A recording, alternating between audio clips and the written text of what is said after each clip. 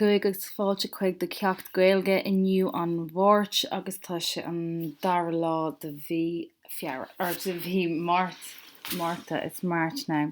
So again, we're looking at the scale Cú Cullen. I would love for you to send a recording of you reading it. Most of this story is using the irregular verbs, the 11 irregular verbs that I sent on last week on the worksheet to help you practice your verbs for your verb test. V is irregular, hánig is irregular, V is there, V, cuaig is irregular, chonic is irregular, rug is irregular, chuaig ríis. So the only normal ones that follow kind of a normal enough pattern are buail, to hit, and hit, like to fall. They're the kind of simpler verbs, you could say.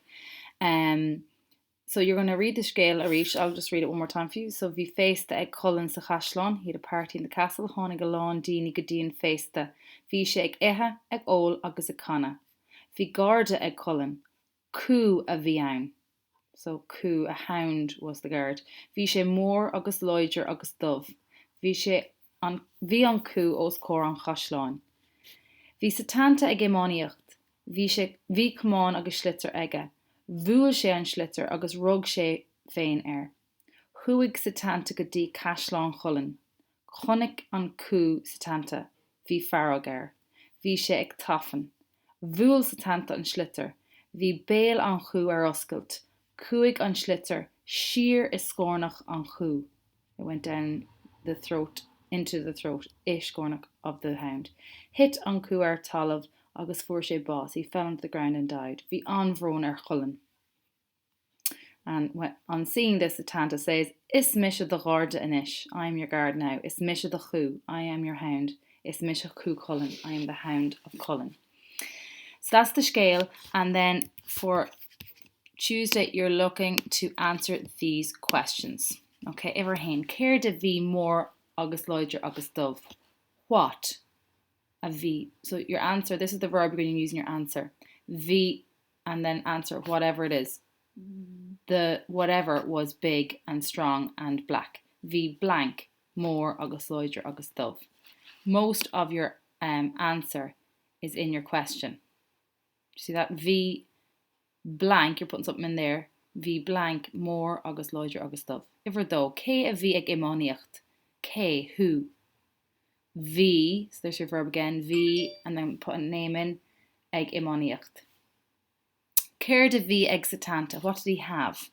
What did he have? Bhí blank agus blank ag sa tanta. There were two things he had. Cé a bhuail an slither. Who hit the slither? So you use this verb here. Bhuail. Sorry, I don't know how this is. Bhuail. Bhuail, and then put the name in. Bhuail blank an slither. Céir de fuair bás. Fuair blank bás. And ifir sé cén tanam nua a bhí ar chatanta.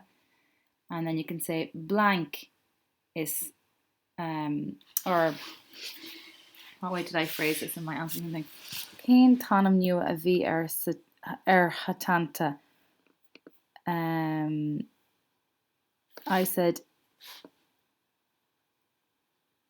is a, and then I put in the name, is a blank, the name, an tanam nua a bhí ar sa tanta.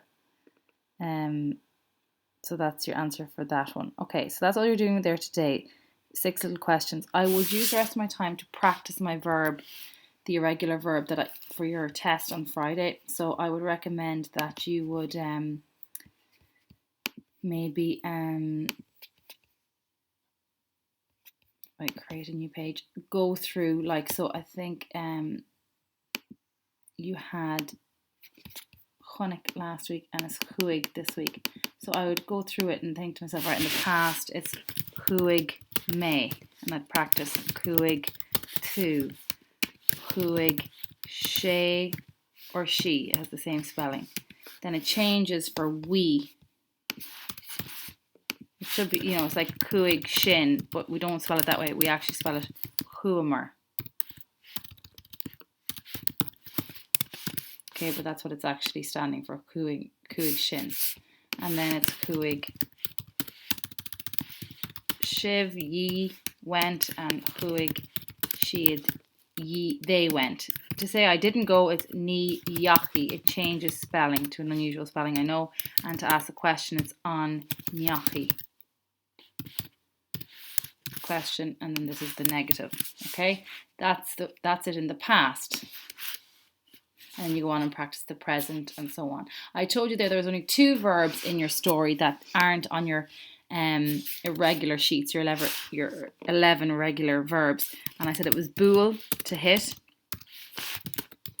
And so it's just, you put a H in the past, bual may, and it's the same spelling for may, bual tu, bual she, bual she, same spelling for shiv and for shead. The only difference is bual, and because the last consonant in the verb is quail, my beginning for the we hit has to be quail as well. It has to be an E. So there's the only difference there, and then it would be near vul. That should be a fada on the near, but anyway, near vul, and then vul. The question. There's the question, and there's the negative.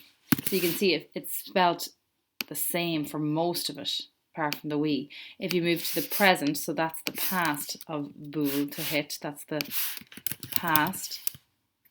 If you're moving to the present tense, to every day, I'll just underline it, present,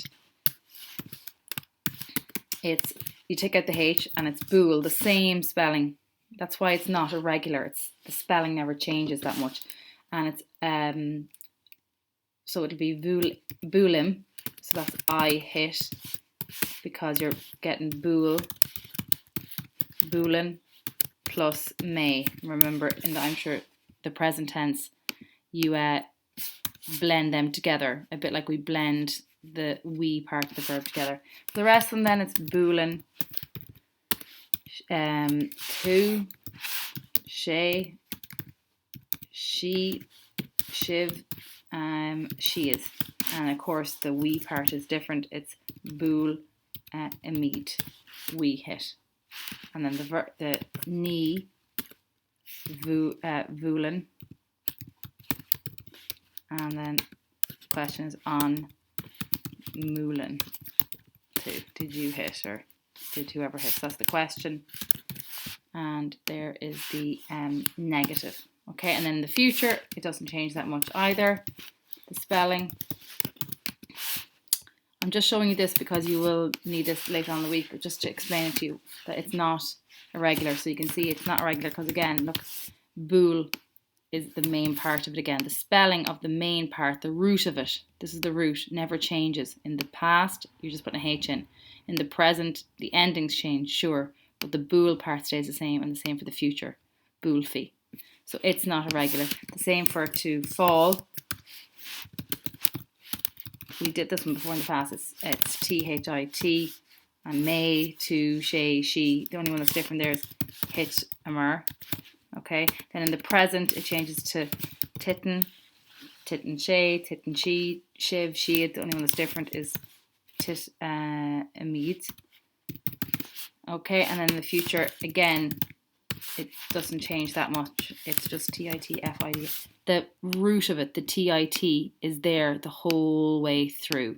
That's why it's called a regular verb. The irregular ones